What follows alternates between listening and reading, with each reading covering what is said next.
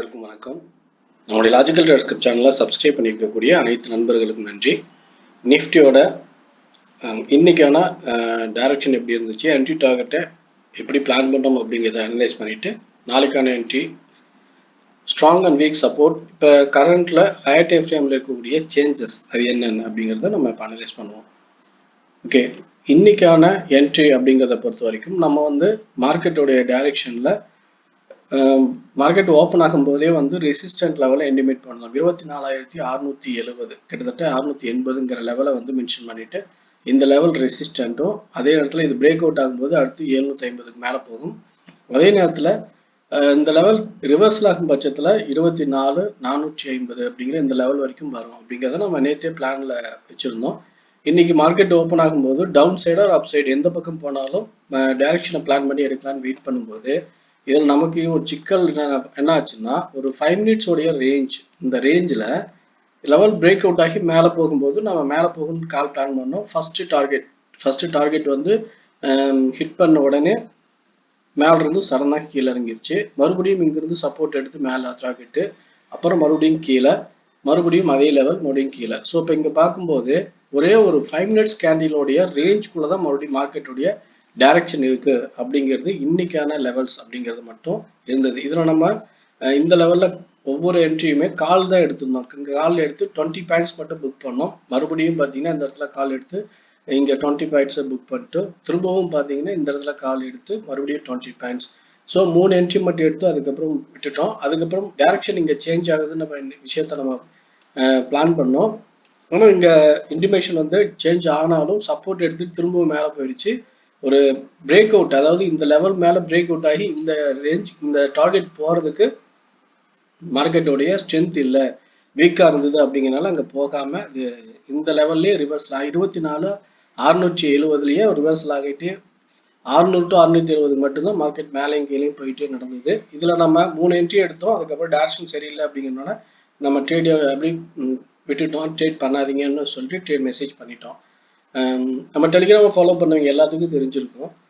நம்ம previous last 2 days பார்த்தோம்னா மேல இருந்து கீழே 400 பாயிண்ட்ஸ் அல்லது 300 பாயிண்ட்ஸ் 200 பாயிண்ட்ஸ்னு ஏற்ற இறக்கத்தை பார்த்துட்டு இன்னைக்கு வெறும் 60 பாயிண்ட்ல மட்டும் மேலேயும் கீழேயும் போயிட்டு இருக்கிற இந்த மொமெண்டம் பார்க்கும்போது நமக்கு என்ன மாதிரியான தாட் ஃபார்ம் ஆகும்னா, இதே மாதிரி ஒன்று மேலேயோ அல்லது கீழேயோ இறங்கும் அப்படின்னு நினைச்சுதான் நம்ம என்ட்ரிக்காக பிளான் பண்ணியிருப்போம். ஆனா அப்படி நடக்காம ரேஞ்ச் ஃபார்ம் ஆகும்போது ஒவ்வொரு என்ட்ரியுமே ஒன்று ஸ்டாப் லாஸ் ஹிட் ஆகும், இல்லைன்னா கீழே போகாம ரிவர்சல் ஆகுது. அப்படிங்கிறப்ப நமக்கு இரிட்டேட் ஆகணும் அப்படிங்கிறது தான் ஜென்ரல் நடந்திருக்கும். ஆனால் நம்ம 1 or 2 என்ட்ரிஸ் எடுத்து புக் க்ளோஸ் பண்ணிட்டோம். ஒரு விஷயம். ரெண்டாவது, இந்த ரெசிஸ்டன்ட் பிரேக் பண்ண முடியாம ஸ்ட்ரகிள் ஆகுது அப்படிங்கிறத நம்ம கன்ஃபார்ம் பண்ணிட்டோம். 24,700 கிட்டத்தட்ட இந்த லெவல் 680 to 700 இந்த லெவல் ஸ்ட்ராங்கா ரெசிஸ்டண்டா ரியாக்ட் ஆயிட்டு இருக்கு. அப்படிங்கிறதுனால இந்த லெவலுக்கு மேல போக மார்க்கெட் ஸ்ட்ரகிள் ஆகுதுங்கிறதுனால இப்போ இந்த லெவல்ல பிரேக் அவுட் கிளியர் கன்ஃபர்மேஷன் இல்லாம என்ட்ரி போகக்கூடாதுன்னு முடிவு பண்ணிட்டோம். அதே மாதிரி 24,600 லெவல்லையும் பிரேக் அவுட் ஆகி கிளியரா கன்ஃபர்மேஷன் இல்லாத வரைக்கும் என்ட்ரி எடுக்க வேண்டாம் அப்படி முடிவு பண்ணிட்டோம். இப்ப இந்த 2 லெவல்லையும் என்ன ரீசனுக்காக இப்படி ரேஞ்ச் ஃபார்ம் பண்ணுச்சு அப்படின்னு பார்க்கும்போது இது ஹையர் டைம் ஃப்ரேமோடைய ரெசிஸ்டன்ஸ் ஜோன் அப்படிங்கிற விஷயம். ஸோ ஹையர் டைம் ஃப்ரேமோட ரெசிஸ்டன்ஸ் ஜோன்ஸ் அப்படிங்கிற பட்சத்துல இதோடைய டைரக்ஷன் எப்படி நமக்கு புரிஞ்சுக்கலாம் அப்படின்னா, நம்ம 24,200 அப்படிங்கிற லெவல் தான் ஃபர்ஸ்ட் பிரேக் அவுட்டா பார்த்தோம். அங்கிருந்து டைரக்டா டார்கெட் 24,670 to 700. ஸோ அங்கிருந்து ஒரு கரெக்ஷன், மறுபடியும் அதே லெவல், மறுபடியும் ஒரு கரெக்ஷன். இப்ப இந்த லெவல் இந்த லெவலுக்குள்ள இந்த 100 பாயிண்ட்டுக்குள்ள 60 to 70 பாயிண்ட்டுக்குள்ளதான் மேலையும் கீழையும் ஏறி இறங்கிட்டு இருக்குது. அப்படின்றப்ப என்ன மாதிரியான விஷயத்துல ஒரு சேஞ்சஸ் வரலாம் அப்படின்னா, இந்த ஜோன் பிரேக் அவுட் ஆகும்போது டவுன் சைடு அது 24,500, 24,450, அப்புறம் 370 இந்த 3 லெவலுக்கான லெவல்ஸ்ல கீழே வர்றதுக்கு வாய்ப்பு இருக்கு. அதுவும் இந்த 24,500ங்கிற லெவல் பிரேக் அவுட் ஆகும்போது மேல இருந்து கீழே இறங்கி கரெக்ஷன் முடிச்சுட்டு கீழே வந்ததுன்னா அதிகபட்சமா 24,200 வரைக்குமே கீழே வரலாம். இந்த லெவலுக்கு கீழே பாத்தீங்கன்னா பொசிஷன் ஹோல்ட் பண்ணலாம் அப்படின்னு நேற்றே பேசியிருந்தோம்.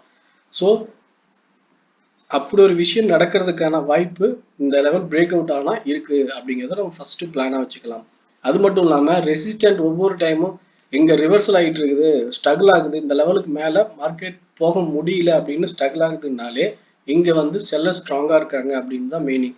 ஸோ ஒன் பை ஒன்னா செல்லர் ஸ்ட்ராங் ஆகிட்டே இருக்கிறதுனால இது கேப் அப், ஒருவேளை கேப் அப்ல டைரக்டா ஓப்பன் ஆகி மேல போய் க்ளோசிங் வைக்காத வரைக்கும் இந்த லெவல் பிரேக் அவுட் ஆகி போகாது. அதனால நம்ம இதை ஒரு ரேஞ்சா கன்சிடர் பண்ணி ரேஞ்சில் டவுன் சைட் பிரேக் அவுட் ஆனால் கீழேயும் அப் சைட் பிரேக் அவுட் ஆனால் மேலேயும் போகிறது அப்படிங்கிற விஷயத்த நம்ம பிளான் பண்ணிக்கலாம்.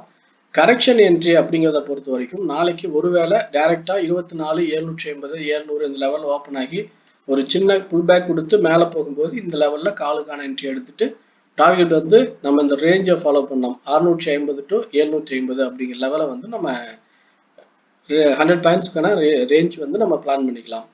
ஆனா இப்ப ஏன் வந்து வெறும் 50 பாயிண்ட் 100 பாயிண்ட்டுக்குள்ள மட்டும் மொமெண்டம் போயிட்டு இருக்கு அப்படின்னா, ஒரு பெரிய ஏற்றம் நடந்தாலோ அல்லது பெரிய ஏற்றம் நடக்கணும் அப்படின்னாலோ மார்க்கெட் வந்து பாத்தீங்கன்னா இந்த மாதிரி தான் வந்து ஒரு ரேஞ்ச் ஃபார்ம் ஆகும் ஹையர் டைம் ஃப்ரேம்ல. அதுதான் இப்ப நடந்திருக்கு. So higher time frame range form ஆயிடுச்சு.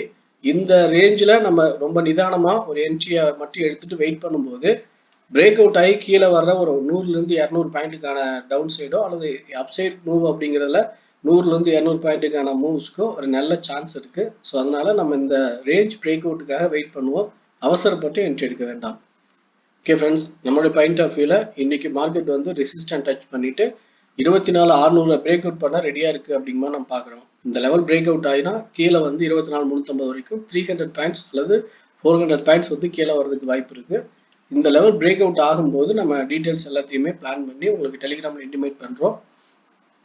பார்த்து சேஃபான என்ட்ரி எடுத்துக்கோங்க. இந்த ஐடியா உங்கள் ஐடியாவோட கம்பேர் பண்ணி நீங்கள் சரியான என்ட்ரி எடுக்க பிளான் பண்ணிக்குவாங்க. ஓகே ஃப்ரெண்ட்ஸ், நிஃப்டியை பொறுத்த வரைக்கும் நம்மளுடைய பாயிண்ட் ஆஃப் வியூவில் இந்த டைரக்ஷன்லாம் சொல்லியிருக்கோம். இந்த வீடியோ பிடிச்சது லைக் பண்ணுங்கள், உங்கள் ஃப்ரெண்ட்ஸுக்கு ஷேர் பண்ணி சப்போர்ட் பண்ணுங்கள். உங்கள் ஒப்பீனியன் எதுனாலும் கமெண்ட்டில் சொல்லுங்கள். தேங்க்யூ ஃபார் வாட்சிங்.